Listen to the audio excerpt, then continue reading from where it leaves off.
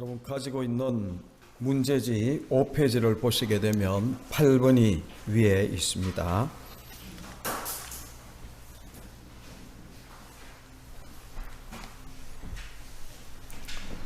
하나님께서 우리 지난 시간 우주 만물을 창조하시고 그리고 난 다음에 그 구원의 감격 가운데에 하나님이 사람을 창조하셨는데 누구를 닮게 창조했는가 하면 하나님의 형상대로 우리가 지음을 받아서 다스리고 정복하는 왕적인 권세를 주셨을 뿐만 아니라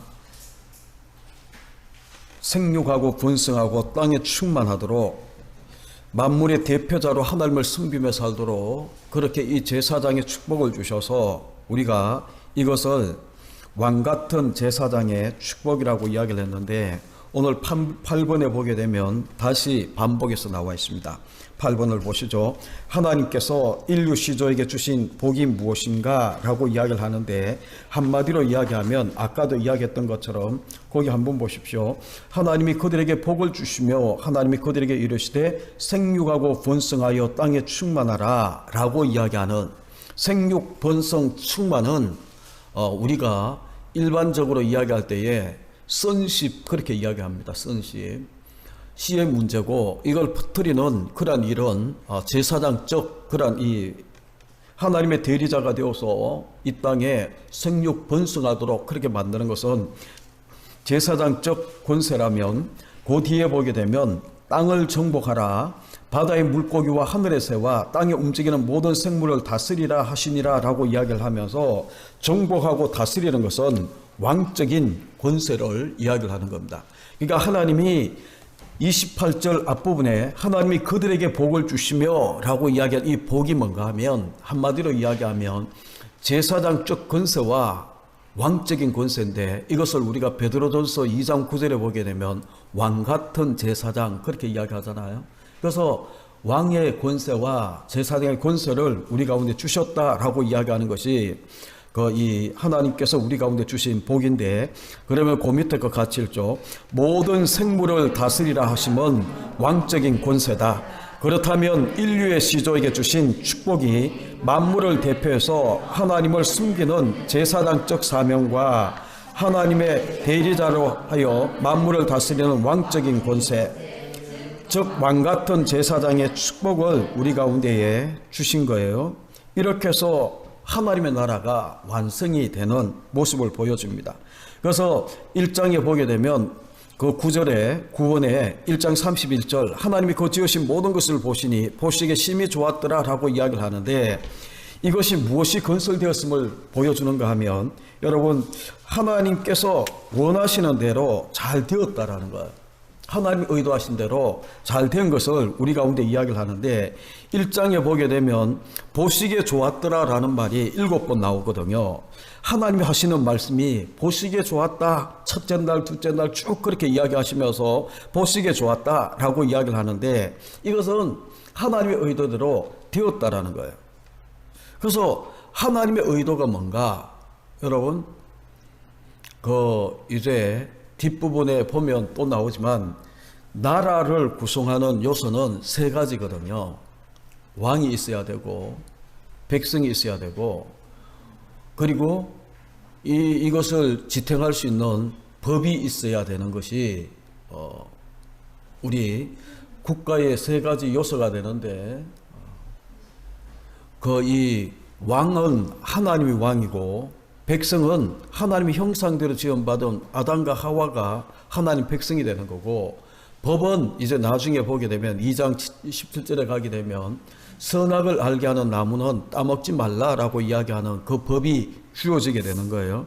그래서 지금 여기에 보시게 되면 하나님이 보시기에 심히 좋았더라라고 이야기하는 것은 하나님이 의도하시는 하나님 나라가 완성되었음을 건설되고 있음을 우리 가운데 보여주는 겁니다. 그래서 거기 보시게 되면 하나님의 나라가 건설된 것이다. 집만 있고 가정이 아니요. 집만 있다고 가정이 아니요. 예배당 건물만 지어 놓았다고 교회가 아니듯이 천지 만물을 창조하셨다고 그것이 곧 하나님의 나라는 아니었던 것이다. 하나님의 형상대로 지음받은 백성들 하여금 만물을 대표해서 하나님을 숨기고 하나님을 대리하여 만물을 다스리게 하셨을 때에 비로소 하나님의 나라가 건설되었던 것이다. 성도들이 왕같은 제사장이 되어 가정과 교회를 숨길 때에 그곳에 하나님의 나라는 임하게 되는 것이다 라고 이야기를 하는 거예요. 그래서 지금 여러분들이 계속 이 앞부분에서 뭐를 보는가 하면 하나님이 이제 우주 만물을 창조하고 맨 마지막 날 사람을 창조하는데 하나님 형상대로 창조하는 거예요. 하나님 형상대로 창조한 이 인류의 시조에게 하나님 주시는 복이 뭔가 하면 생육하고 번성하고 땅에 충만하는 이 제사장의 이 권세를, 제사장의 축복을 주실 뿐만 아니라 정복하고 다스리는 하나님의 대리자로 정복하고 다스리는 이 왕적인 권세도 그 가운데 주신 거예요.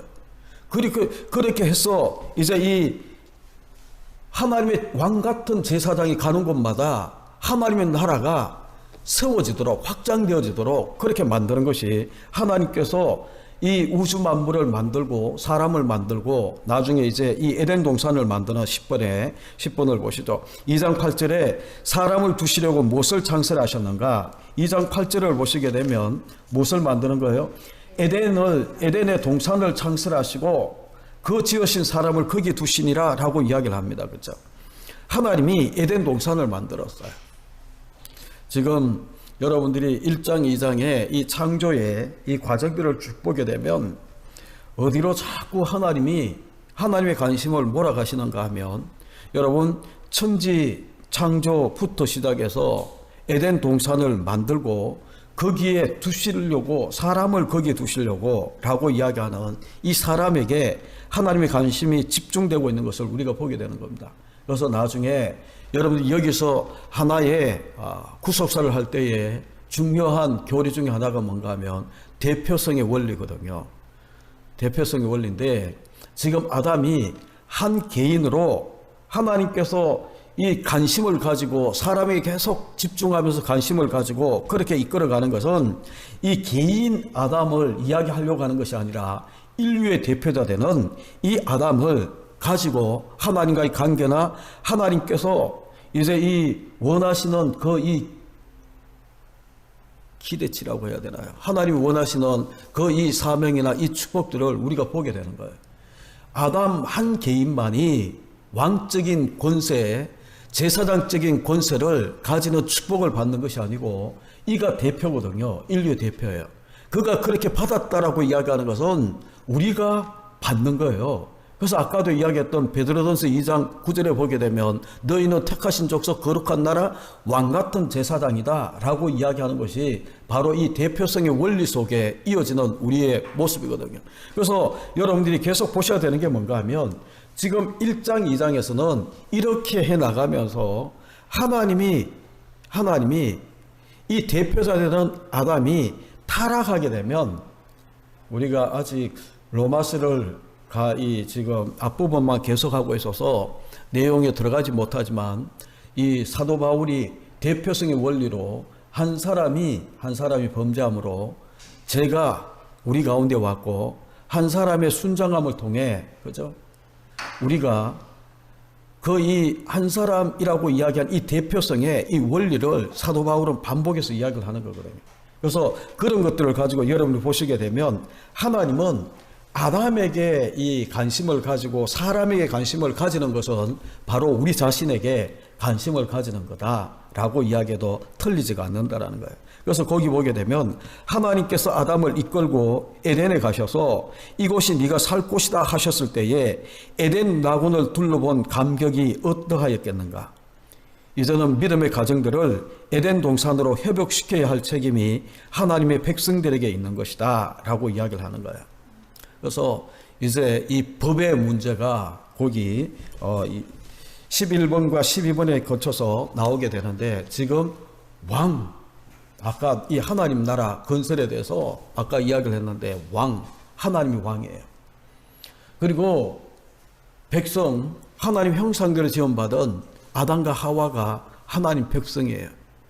그래서 에덴 동산에 그들을 데리고 와서 이제 이 거기 11번에서는 두 종류의 나무를 가지고 이야기를 하지만 이제 이 12번에 가게 되면 법의 문제를 같이 다루도록 그렇게 하겠습니다. 2장 9절에 보시면 그곳에는 상징적인 두 종류의 나무가 있었는데 무엇인가 라는 것이 거기에 9절에 보게 되면 후반부에 보게 되면 생명나무, 그죠? 동산 가운데에 생명나무가 있고 선악과가 아니고 선악을 알게 하는 나무가 있어요. 그런데 생명나무 이것은 나중에 이제 우리가 계시록에 가서 보게 되면 새하늘과 새 땅에 생명나무만 있는 것을 우리가 보게 되는 겁니다. 왜냐하면 예수 그리스도로 다 성취되고 있는 그런 모습을 우리가 보게 되는데 생명나무는 생명의 초월적인 근원인데 이 생명을 주권적으로 좌우하시는 하나님의 주권의 영역이 바로 생명나무라고 이야기할 수 있어요. 선악을 알게 하는 나무도 하나님의 주권적인 영역이에요. 그래서 하나님이 이 생명을 다루고 선악을 알게 하는 이 나무는 하나님의 주권적인 영역이라 나아갈 수 없도록 그렇게 만들어 놓은 것을 우리가 보게 되는데, 그래서 이 하나님의 이 주권적인 이 영역 속에 하나님이 그 이 경계를 두고 침범하지 못하도록 하는데 인간은 끝내 이것을 침범함으로 타락하고 그리고 난 다음에 죽음이 찾아오는 그런 모습을 우리가 보게 되는 겁니다. 그래서 16절 17절을 같이 읽죠. 16절 17절 여호와 하나님이 그 사람에게 명하여 이르시되 동산 각종 나무의 열매는 내가 임의로 먹되 선악을 알게 하는 나무의 열매는 먹지 말라. 내가 먹는 날에는 반드시 죽으리라 하시니라. 아멘. 사람들이 여러분 보통 이 신앙생활을 하면서 많은 사람들이 하는 질문이 뭡니까? 왜 하나님이 전지전능하신데 선악과를 따먹을 줄 아시면서 왜 이 선악을 알게 하는 나무를 거기에 두시고 먹지 말라라고 했는가라는 것을 많이 물어요. 그런데 여러분 이것이 없으면 여러분들이 지금 이 설명을 제가 이렇게 하면 또 우리가 자꾸 밑에서 이렇게 자꾸 바라보게 되면 우리가 자꾸 꼬치꼬치 꼬리를 물고 질문이 계속 나오게 되는데 여러분 위에서 하나님의 이 마음으로 여러분 보시면 되는데 여러분 그 이 선악을 알게 하는 나무를 만드시고 왜 하나님이 다 하시면서 먹지 말라라고 그렇게 이 법을 그렇게 두셨을까? 이 법의 문제는 하나님과 인간의 관계의 문제거든요. 법이 있다라고 이야기하는 것은 하나님과 나와의 관계를 연결해주는 그런 이 통로가 되는데 이 법을 여러분들이 알기 쉽게 언약으로 바꿔서 여러분 보시면 돼요. 호세아 6장 7절에 보게 되면 저들은 아담처럼 언약을 어겼다라고 이야기하거든요. 그래서 하나님과 인간의 관계는 언약의 관계로 그렇게 이야기를 하는데 여러분 이 언약의 관계가 없으면 우리가 이 하나님과 관계가 없는 백성이 되는 거예요.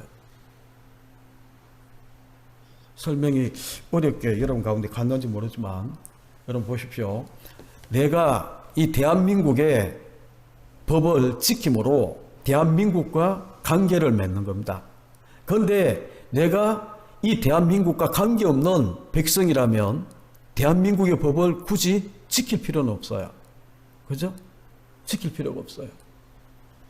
그래서 이 법이라는 것은 호세아가 6장 7절을 한번 보시죠. 호세아서 6장 7절 뭐라고 표현하는가 하면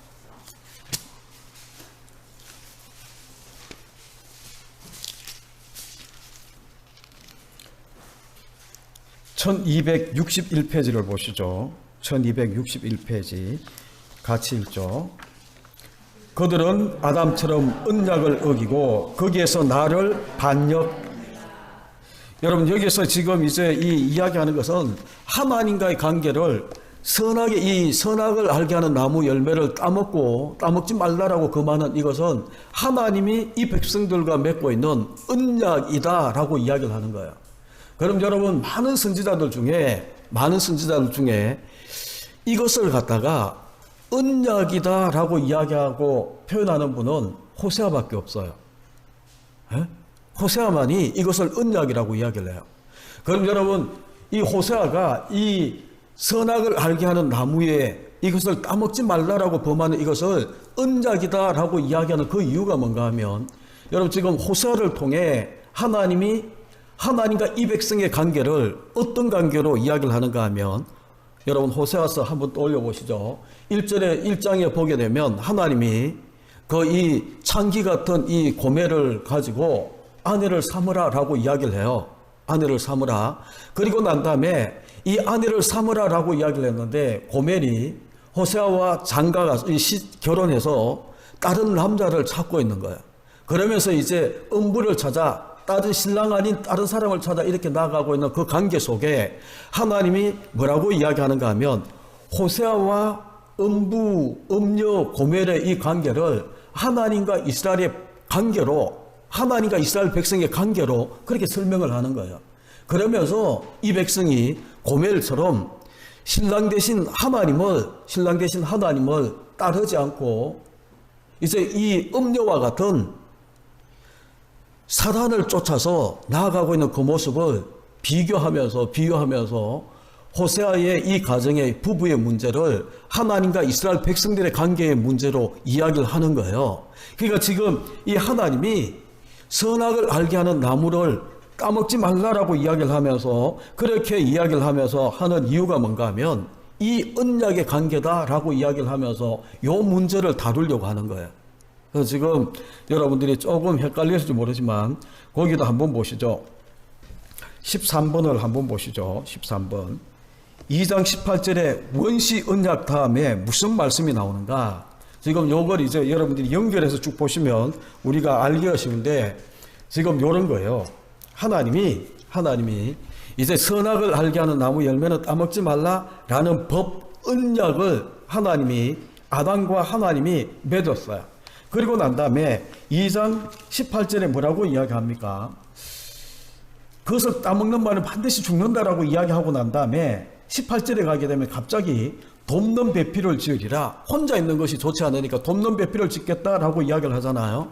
그런데 돕는 배필을 짓겠다라고 이야기를 하면 돕는 배필을 바로 지어주면 되는데, 하나님이 거기 19절에 가게 되면 흙으로 각종 들짐승과 곡중 각종 새를 지으시고 아담이 무엇이라 부르는가 보시려고 그것들을 그들에게 이끌어 가시니 아담이 각 생물을 부르는 것이 곧 그 이름이 되었다라고 이야기를 하면서 20절에 뭐라고 이야기하나요? 끝에 아담이 돕는 배필이 없으므로 라고 이야기를 하는 거예요. 지금 이게 무슨 말인가 하면, 선악을 알게 하는 나무 따먹지 마라, 반드시 죽는다라고 이야기하는 법, 이 언약으로 하나님 백성인 아담과 언약을 맺었어요. 그리고 난 다음에 혼자 있는 것이 좋지 못하니까 돕는 배필을 짓겠다라고 이야기를 했어요. 그러면 돕는 배필을 지어야 되는데, 하나님이 돕는 배필을 짓기 전에 뭐를 하는가 하면 흙으로 만든 각종 짐승과 새들을 이끌고 와서 아담이 어떻게 하나 보시려고, 그러니까 그 아담이 이름을 다 짓잖아요. 그렇게 하기 위해서 이 짐승이나 새들의 특징들을 다 바라보는 거예요. 그러면서 아담이 뭐를 느끼는가 하면 이 많은 짐승과 새들 가운데는 자기가 교제할 만한 이 배필이 없는 것을 깨닫는 거예요. 에? 깨닫는 거예요. 그리고 난 다음에 그것을 깨닫고 난 다음에 하나님도 이들 속에 교제할 대상은 사람이다, 하나님 형상대로 지음받은 너다라는 것을 가르치면서 하나님 뭐를 이야기하는가 하면, 아담을 통해서도 하나님 외에 다른 교제 대상이 없는 것을 보고 하나님이 돕는 배필을 지어주시는데, 그게 바로 이제 21절에 가게 되면 여호와 하나님이 아담을 깊이 잠들게 하심에 잠들매 그 갈빗대 하나를 취하여서 이 살로 대신 채우시고, 그 22절에 가게 되면 갈빗대로 여자를 만들었다라고 이야기를 하면서 이게 뭐를 이야기를 하는가 하면, 하나님도 사랑의 교제를 나눌 대상이 하나님 형상대로 지음받은 아담 하나님의 백성이다라는 것을 가르치고 난 다음에 아담도 이 돕는 배필을 통해 사랑의 교제를 나눌 그 이 대상이 바로 내 갈빗대에서 취한 이 여인이 바로 너의 사랑의 교제의 대상이다라는 것을 보여주시는 거예요. 표정 보니까 여러분들이 전혀 이해가 안 되는 것 같은데, 여러분 하나님 이렇게 보시면 돼요. 왕으로서 하나님이 존재했어요. 그리고 하나님의 형상대로 백성을 만들었어요. 그리고 이 둘을 이어주는, 왕과 백성들을 이어주는 하나님의 언약 법을 하나님이 만들었어요. 그리고 난 다음에 하나님과 이 백성들의 이 관계는, 우리가 이 선악을 알게 하는 나무, 죄를 짓게 하는 것은 우리는 자꾸 이것을 갖다가 우리 관점에서 하나님은 우리를 죄지을 줄 알면서 자꾸 하나님을 나쁘게 이렇게 이제 표현을 하는 거예요. 제가 이야기했죠. 밑에서 땅에서 이렇게 바라보게 되면 하나님은 격팍스러운 하나님처럼 자꾸 느껴지는 거야. 왜냐하면 아시면서 왜 죄를 짓게 만들려고 그렇게 한 거야 라고 이야기한 거야. 그런데 위에서 이렇게 바라보게 되면 하나님은 그런 차원에서 이야기하는 것이 아니고, 그죠? 이 하나님과 이 언약의 이것을 통해 이 백성들과 관계를 맺는 것은 사랑의 관계로 이어지는 거다. 사랑의 교제의 대상으로 내가 너를 만들었다라고 이야기한 거예요. 그것을 이어주는 것이 바로 이 언약인데, 이 언약은 하나님이 우리를 타락해서 죄짓게 만들게 하기 위한 그게 아니고 뭐예요? 하나님과 사랑의 관계로 우리를 이어주는 것인데, 우리는 자꾸 뭐를 이야기를 하는가 하면 밑에서 이렇게 바라보면서 하나님 왜 알면서 우리를 죄짓게 만들고 우리를 악하게 만들고, 그러니까 이 선악과 때문에 우리가 악하게 되어진 것처럼, 우리가 죄인이 된 것처럼 그렇게 하는 거예요. 그런데 하나님이 선악을 알게 하는 나무를 주신 목적은 뭔가 하면 우리를 죄인 만들기 위해서가 아니고 사랑의 교제의 대상으로 내가 너를 만들었다라는 것을 보여주기 위한, 너는 나의 사랑의 교제의 대상이다라는 것을 보여주기 위해서 이게 이제 이 선악을 알게 하는 이 언약, 이 법이 중간에 끼는 거예요. 이걸 우리가 정리하지 못하게 되면 우리는 자꾸 뭐를 이야기를 하는가 하면 하나님은 다 하시면서, 저도 그 이제 이 신앙생활하고 난 다음에 선악을 알게 하는 나무 이것 때문에 이해가 되지 않았어요. 하나님이 다 하시면서 왜? 근데 여러분 이제 이 문맥을 가지고 이렇게 쭉 보게 되면 바로 그런 거거든요. 그래서 하나님이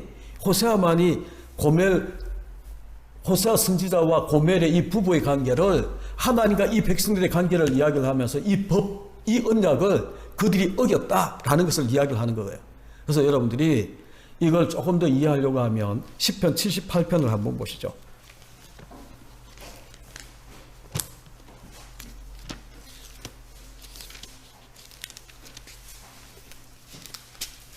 시편 78편 40절을 보시죠. 860페이지. 출애굽의 이 모습을 통해서도 하나님의 언약을 어긴 그 모습을 보여주는데, 40절을 보시게 되면 같이 읽죠. 그들이 광야에서 그에게 반항하며 사막에서 그들을 슬프시게 함이 몇 번인가. 여러분, 하나님을 광야에서 슬프시게 한 이게 몇 번인가라고 이야기를 했는데, 이 백성들이, 하나님 백성들이 어떻게 하나님을 슬프시게 했는가 하면 위로 올라가시죠. 36절 37절. 그러나 그들이 입으로는 그에게 아첨하며 자기 혀로는 그에게 거짓을 말하였으니, 37절 같이 읽죠. 이는 하나님께 향하는 그들의 마음이 정함이 없으며 그의 언약에 성실하지 아니하였다. 지금 거기 보게 되면 두 가지 때문에 하나님을 슬프시게 한 거예요. 이 백성들이 사랑의 교제 관계로 이렇게 지원받은, 맺어진 이 하나님과 이 백성이 마음에 정함이 없어. 신랑에 대한 이 정함이 없어. 그리고 또 언약에 성실하지 않았어. 지금 이 하나님이 선악을 알게 하는 나무 열매는 먹지 말라, 먹는 날은 반드시 죽는다라고 이야기하시면서 돕는 배필의 문제를 가지고 나오면서 나중에 이들 가운데는 너의 사랑의 교제의 대상이 없는 것처럼 너와 똑같은 형상을 가진 자만이 너와 교제의 대상이 되고 부부가 되는 그런 이 모습인 것처럼 하나님도 그렇다라는 거예요. 하나님도 우리를 바라볼 때에 이 세상에 왕적인 권세와 왕같은 제사된 권세의 이 축복을 우리가 받은 우리만, 하나님의 형상대로 지원받은 하나님의 대리자로 세움받은 우리만 하나님의 교제의, 사랑의 교제의 대상으로 묶어주기 위해서 이 언약을 중간에 끼운 거예요. 근데 이것을 우리는 자꾸 뭐라고 이야기하는가 하면, 자기 마음에 정함이 없고 정말 이 언약에 신실하지 못한 자기의 이 모습을 하나님께 자꾸 전가하는 거예요. 하나님이 왜 선악과를 만들어서, 선악을 알게 하는 나무를 만들어서 거기에 두시고 그것을 우리를 죽게 만드는, 타락하게 만드는 그런 모습으로 통로로 삼으시는가? 아니거든요. 그 이 목적으로 선악을 알게 하는 나무를 동산 중앙에 둔 게 아니에요. 여러분, 이것을 이해하지 못하게 되면 우리는 자꾸 하나님 앞에 우리의 모든 죄의 책임을 하나님 앞에 자꾸 떠넘기는 게 되는 거예요. 그래서 하나님을 6월절 어린 이 시편 78편은 역사시예요. 역사시가 시편에는 세 가지가 나오는데, 첫 번째 역사시가 78편인데 이 출애굽의 이 광야에, 출애굽 이 사건을 통해서도 하나님 백성들과의 이 관계를 쭉 보여주는데, 광야에서 이들은 계속 하나님께 반항하고 하나님을 슬프시게 하는 거예요. 하나님을 슬프시게 하는 그게 뭔가 하면, 지금 에덴 동산에서 일어났던 이 모습하고 똑같은, 그러니까 여러분, 에덴 동산에서 일어나고 있는 이 모든 것들은 원판이에요. 그래서 이게 우리 삶 가운데 자꾸 이렇게 일어나. 똑같이 조금 모습만 바뀌지만 본질은 똑같은 모습으로 하나님을 슬프시게 하고, 하나님 앞에 우리가 이제 하나님 앞에 죄를 범하면서 넘어지는 그런 모습이 되게 되는데, 여러분, 다른 게 아니에요. 우리 마음에 정함이 없어. 그래서 하나님과 우리의 관계는 호세아와 고멜의 관계처럼 신랑과 신부, 부부의 관계를 우리를 자꾸 묶어서 이야기를 하는 거예요. 그래서 그 밑에 문제를 보시죠. 14번에 보게 되면 21절, 22절에 아담의 돕는 배필을 어떤 방식으로 지어주셨는가 라고 이야기를 하는데, 아까 읽었죠. 거기 보시면 여호와 하나님이 그 갈빗대 하나를 취해서 여자를 만들었어요. 하나님이 왜 이런 방법으로 이 아담의 아내를 지어주셨는가 라는 것은 쉽게 이야기하면, 갈빗대 하나로 살을 대신하고, 그리고 난 다음에 갈빗대 하나로 이 아담의 부인, 아내인 하와를 만드는 것은 구속사의 교리 중에 또 중요한 교리가 뭔가 하면 연합의 교리거든요. 그래서 하나님이 그 밑에 내려가게 되면 24절에 이러므로 남자가 부모를 떠나 그의 아내와 합하여 둘이 한 몸을 이룰지니라 라고 이야기를 하면서 갈빗대 하나에서 떼내어서 아내를 만든 이유가 뭔가 하면 연합의 교리를 보여주기 위해서요. 그래서 우리가 보게 되면 여러분, 이 에베소서 이제 나중에 에베소서 5장에 가게 되면 우리가 잘 아는 구절인데 한번 보시죠. 5장 31절 32절을 여러분 보시면,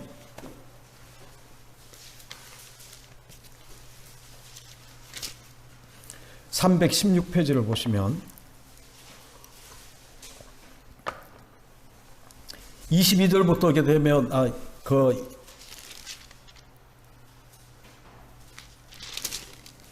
22절부터 보게 되면 아내들아, 그리고 25절에 남편들아, 그렇게 쭉 이야기를 하면서 이제 30절부터 보게 되면 우리는 그 몸의 지체입니다. 31절 32절 같이 읽죠. 그러므로 사람이 부모를 떠나 그의 아내와 합하여 그 둘이 한 육체가 될지니 이 비밀이 크도다. 나는 그리스도와 교회에 대하여 말하였. 지금 이제 이 하나님의 형상대로 지원받은 아담, 사람을 만들고, 그리고 난 다음에 돕는 배필을 이야기를 하시면서 그 갈빗대로 하와를 만들고, 그리고 난 다음에 둘이 한 몸이 될지라 라고 이야기를 하면서 그렇게 이끌어 가시고, 그러니까 이제 이때부터 하나님과 이 백성들의 관계를 뭐로 자꾸 설명하는가 하면 부부의 관계로 이야기를 하는 거예요. 그래서 호세아 선지자만이 왜 선악을 알게 하는 나무를 따먹는 이것을 갖다가 아담처럼 그들은, 이스라엘 백성들이 아담처럼 그들은 언약을 어기고 라고 표현하는가 하면, 지금 본인이 이 부부관계를 통해 하나님과 이스라엘 백성들의 관계를 상징적으로 보여주는 예언자였거든요. 그러하기 때문에 이것은 언약의 관계였다라는 것을 보여주는 거예요. 그러면서 우리 가운데 뭐를 이야기를 하는가 하면, 이제 이 돕는 배필을 만드는 이 방법도 여러분 똑같이 하나님이 흙으로 사람을 만들고 그 코에 생기를 불어서 그렇게 만들면 되는데, 아내를 만드는 그 목적이, 그 방법이 아담을 만드는 그런 모습으로 만드는 것이 아니라 잠들게 하고 갈빗들을 치해서 하와를 만드는 거예요. 그러면서 하시는 이야기가 둘이 한 몸이다 라고 이야기를 해요. 그래서 이게 우리 주님께서 이제 나아가게 되면 뭐라고 이야기하는가, 마태복음 19장 5절 6절에 근데 이제 둘이 아니고 한 몸이니 하나님이 짝지어 주신 것을 사람이 나누지 못한다 라고 이야기를 하면서 여러분, 사도 바울은 이것을 이야기를 하는 거예요. 아내들이야 남편들아 라고 이야기를 하면서 둘이 한 지체고 한 몸이 되었다, 한 육체가 되었다.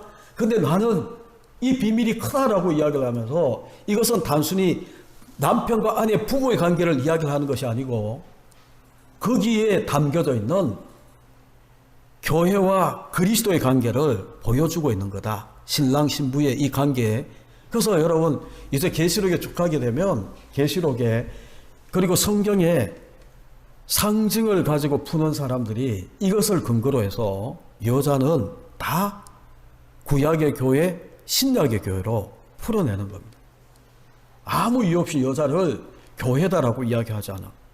사도 바울이 하와를 아담을 그리스도의 예표적인 그런 모습으로 이야기를 하고, 그리고 난 다음에 하나님을 대표하는 그리스도, 아담 그렇게 이야기를 하고, 하와를 신부인 교회로 그렇게 비유하는 이유가 뭔가 하면, 지금 이제 이 에덴 동산이 일어나고 있는 이 모든 것들이 이것을 보여주기 위한 모습이라는 거예요. 그래서 여러분들이 이걸 이제 우리가 이해하고 바라보게 되면, 잠들었다, 잠들게 하고 거기에서 여자를, 아내를 끄집어내잖아요. 예수 그리스도가 십자가에 죽으시고 이것을 통해, 예수 그리스도의 십자가의 죽음을 통해 우리가 그리스도와 연합을 하는 거예요. 그리고 난 다음에 그가 부활 성천하고 난 다음에 이 예수 그리스도의 이 아담의 갈빗대에서 이 여자가 나오는 것처럼, 아내가 나오는 것처럼 예수 그리스도의 십자가의 죽음을 통해서 신약의 교회가 탄생하는 모습을 상징적으로 보여주는 것이 바로 이거거든요. 그래서 그리스도와 교회의 관계는 사랑의 관계예요.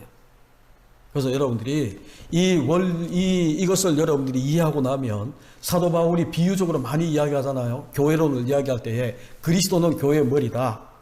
그리고 이 아내들이여 복종해야 되는 이유가 뭔가 하면, 여자의 머리는 남편이기 때문에 라고 이야기하는 것들이 다 그런 맥락에서 쭉 이야기하는 거예요.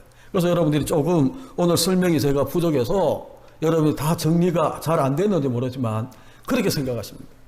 하나님과 우리의 관계는 형상대로 만든 것은 사랑의 교제를 위해서 만들었어요. 아담도, 하나님을 예표적인 이 아담도, 그리스도를 예표하는 이 아담도 짐승들 가운데는 사랑의 교제의 대상이 없어. 그래서 하나님이 그와 똑같은 사람의 이 여자를 만드는 거예요. 그래서 이 사랑하도록 만드는 거예요. 그런데 이것이 하나가 되는 이 모습의 이 연합의 이 교류를 통해, 여러분 대표성과, 여러분들이 오늘 했는 것 중에 두 가지만 기억하시면 돼요. 대표성과 그리고 연합의 이 원리를 여러분이 이해하시면 앞으로 이제 진행되는 이 모든 것들 속에 많은 이해가 여러분 가운데 일어날 줄로 믿고 오늘은 여기까지만 하겠습니다. 우리 시간 기도하실 때에 우리 교회 많은 기도 제목들이 있죠. 그 제목들 가지고 함께 기도하시는데, 특별히 우리 김상문 장로님 29일 날 기도 수술이 있는데 중보기도 부탁이 들어왔어요. 여러분들이 계속 기도해 주시기를 바라고, 또 우리 그 외에 몸이 아픈 지체들이 많고, 그럼에도 불구하고 우리 코로나19 때문에 우리 교회는 아직 힘든 일들은 없었어요. 다 여러분들이 기도해 주셔서 그것들이 가능했는 줄로 믿고, 그래서 이제 계속해서 여러분들이 기도의 끈을 놓치지 마시고 기도해 주시고, 우리 교회 단톡에 제가 이 사진을 올렸지만 가을에는 기도하게 하소서라는 그 제목처럼 이 가을에는 더 많이 기도할 수 있는 저와 여러분 되시기를 바라고, 또 우리 추석이 이제 곧 다가오는데 힘들어하는 우리 주변에 이웃들이 많습니다. 우리 자신들도 힘들겠지만 특별히 이제 이 자영업자들 힘든 가운데에 언론에 많이 노출되고 있는데 위에서 기도해 주시고, 또한 우리 자녀들도 공부하고 이렇게 하는데 우리 교회도 힘들잖아요. 또 이게 확진자가 생기면 또 모이지 못하게 하고 영상 예배를 돌리고, 또 모여도 거리를 둬야 되기 때문에 힘든 점도 많고, 그러니까 이게 이제 우리 자녀들도 마찬가지고 우리 자신들도 마찬가지인데 이럴 때 우리 중심을 잘 잡을 수 있도록 여러분 그렇게 기도하시고, 또한 우리 주변 연약한 이웃들을 위해서, 그리고 잘 보이지 않는, 오랫동안 보이지 않는 우리 지체들 위해서도 기도해 주시고 연락도 하시고, 그렇게 기도하시다가 돌아가는 밤이 되시기를 바랍니다.